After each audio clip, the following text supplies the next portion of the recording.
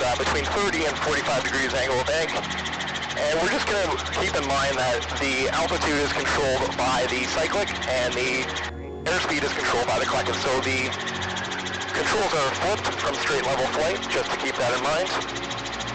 And I'll flip you around and we'll see how this goes. Okay, so we did that part? Yep. Alrighty, and we look around, lights are out, gauge of green, feels good. So what altitude do you want to do it at, 24? 23 I was staying at, but I mean we're at 24 now. So pick whatever you want. And then again, when we start doing it, just take your time with it. So gradually get into that 30, 35 degree angle bank. As we started this steep turn, we were at 2,400 feet, and when we ended up at 2,250 feet, losing 150 feet in altitude with that steep turn. We did a good job at holding a 30-degree angle of bank, but as we were turning with the angle of bank, we didn't have a quick enough scan outside and inside.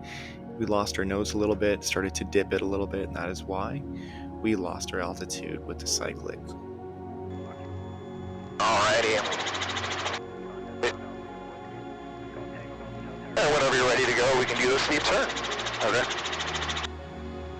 2, 1. Alright, and we are, there we go, that's about 30 degrees there, looking outside. Biggest thing is you want to look outside and you want to quickly reference inside. The quicker your scan is, the easier it will be to catch the little bit of altitude or airspeed changes you need to make. You can also use the main rotor disc to the horizon, like this, to then see where your angle bang needs to be. And that's a 180 right there.